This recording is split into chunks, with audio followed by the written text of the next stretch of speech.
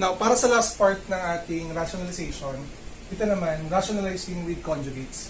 So, as you can see, sa dalawang example natin, ang pinagkaiba nito sa nauna nating video is that yung denominator niya ay meron ng dalawang terms.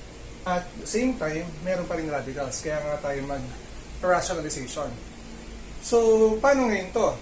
So, meron tayong tinatawag na conjugate or conjugates na kung saan, yun ang magiging multiplier natin. In this part, we have 3 square root of 5. Ang conjugate ng 3 plus the square root of 5 ay 3 minus the square root of 5. Paano kinukuha yung conjugate? Yung conjugate niya ay copyin mo lang yung first and second term at pag napansin yung plus yung sign sa gitna, gawin niya ng negative or kunin niyo yung additive inverse ng sign. So right now, since our conjugate is 3 minus the square root of 5, we will multiply the whole radical by 3 minus the square root of 5. So we have 4 over 3 plus the square root of 5 times 3 minus the square root of 5 all over 3 minus the square root of 5. And then we will multiply the two radicals. So we have 4 times 3 minus the square root of 5. And then, yung denominator natin, as you can see, parehas ang dalawang terms, pero magkaiba ang sign. Meron tayong pattern sa special products like this one, that we have, if we have A minus B times A plus B, it will give you A squared minus B squared. Ito yung tinatawag natin difference of two squares. So, gagawin nyo ngayon dito, para hindi na kayo mag-FOIL method, kasi time-consuming at maaaring magkamali pa kayo if you will use FOIL method. Ang gagawin nyo lang po is, you need to copy the first term, which is 3. Copy the second term, square root of 5. And then, lagyan lang po natin ng minus sign sa gitna. Tapos, sabi dito yung first term natin, ay i-square lang natin. Same as with your second term. And then, simplify natin, yung numerator muna natin, we have 12 minus 4 square root of 5 all over, ito, 3 squared is 9, minus, ito naman, yung 2 natin, at yung square natin sa radical sign, pwede natin mag-cancel out. So we have 9 minus 5.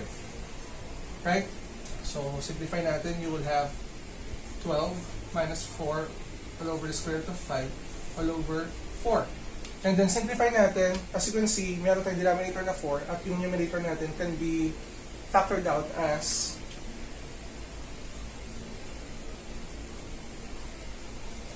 4 times 3 minus the square root of 5 all over 4. Bakit natin factor out? Kasi pwede pa natin i-simplify or ma-remove yung denominator na 4. We can cancel out. 4 divided by 4 is 1. Wala na yan.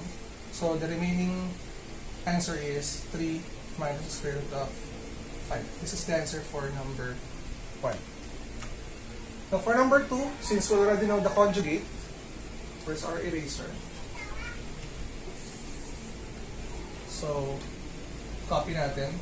10 over the square root of 2 minus the square root of 3. Ang conjugate po ng square root of 2 minus the square root of 3 ay square root of 2 plus the square root of 3. Ito yung ating conjugate. Ito yung magiging multiplier natin.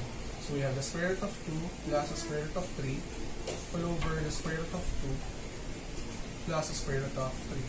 So multiply natin, we have 10 times the square root of 2 plus the square root of 3 all over.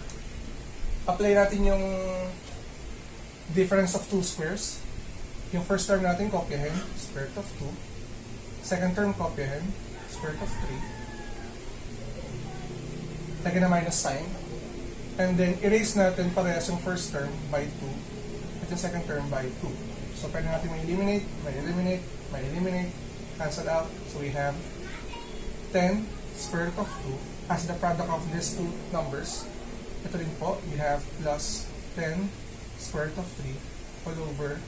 Since na-eliminate na yung radical sign sa kanyang squared, you have 2 minus 3. Nakasunod pa ba kayo? And then we have this 10 square root of 2 plus 10 square root of 3, which is negative 1. Pag sinimplify natin to, it will give us negative times 10 square root of 2 plus 10 square root of 3. Pwede nyo rin naman distribute yung negative sign. Pwede rin siya maging or negative 10 square root of 2 minus 10 square root of 3. Either of the two, pwede na maging sagot sa ating item number 2. So I hope na naintindihan niyo yung ating topic na rationalization with conjugates. And then kung meron kayong gustong i-clarify about this tutorial video, you can ask sa ating comment section. At kung meron din yung gustong i-request na topic in mathematics, pwede nyo rin po sabihin. And then maraming salamat po. God bless.